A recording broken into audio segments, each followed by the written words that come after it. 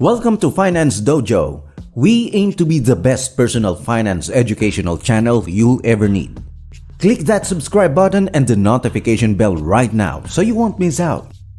According to the Federal Reserve, if you have at least $450 in savings to meet an unforeseen catastrophe, you're already better off than one-third of Americans. It's common knowledge that the majority of people are careless with their money, and it appears that this is particularly true in today's society. Becoming wealthy or having a large salary doesn't guarantee that you have a healthy relationship with money. When it comes to your finances, this indicates that you make sensible judgments and aren't impulsively making decisions. When it comes to being broke, what are some of the most typical causes? Make sure you don't do any of these costly blunders by reviewing the list below. Number 1. They don't have specific financial objectives. Every financial decision you'll make is based on your financial goals. If you don't want to know where you want to go, how are you going to get there? Establishing financial objectives set the stage for future actions that will help you attain them. For example, if you want to be debt-free in the next 3 years, you may use it as a clear and succinct objective to guide your actions. Do you want to earn twice as much money as this year? What can you do now to help yourself realize it?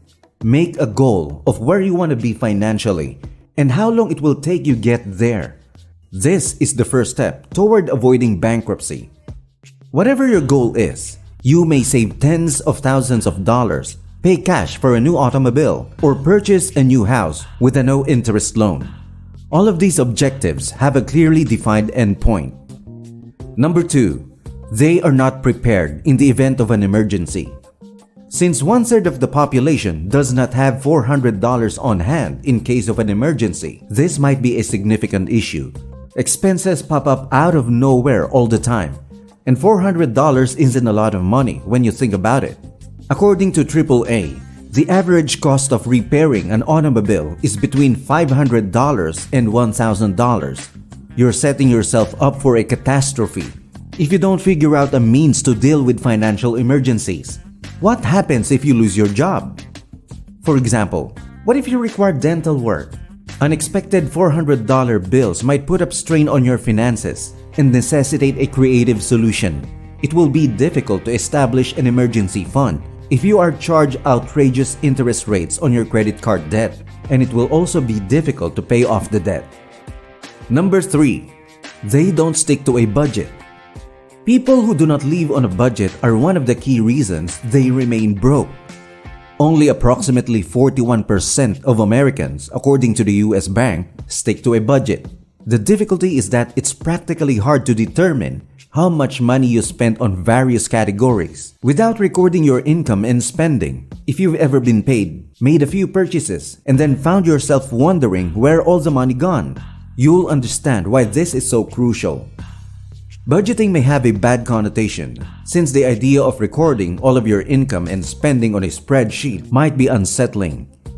However, for people who are striving to regain control of their finances, this might be a useful practice. Number 4.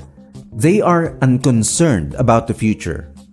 One of the most popular justifications for people's terrible financial situations is that they want to spend money and enjoy life now, rather than save till they're too old to enjoy it. While it's fair that some individuals don't want to save every cent until they're in their 50s, 60s, or even 70s, it doesn't make any sense to forgo your youth in order to save for a possibly rich retirement. However, it's critical to find the perfect balance between planning forward and enjoying the present moment. You want to save for your future while still making wise choices that will allow you to enjoy your life while you're still young. Most people would agree that striking the appropriate balance involves making decisions that would benefit you in the future while also spending money to allow you to enjoy yourself today. Number 5. They have a lot of high-priced habits. The wealthy aren't the only ones who have costly habits. Poor individuals have a lot of expensive habits, which is one of the things that keeps them from getting ahead.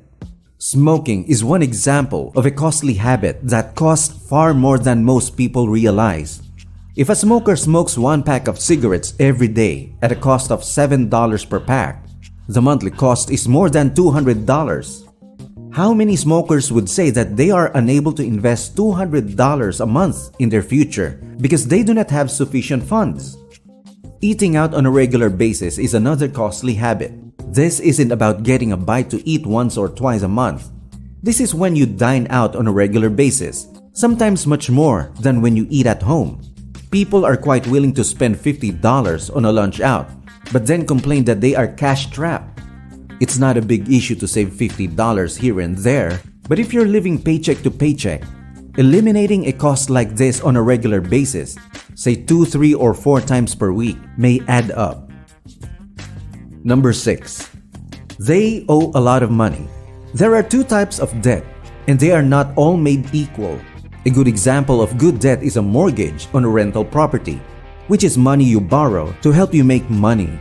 Second, there's bad debt, which is what most people think of when they think of borrowing money to buy depreciating things.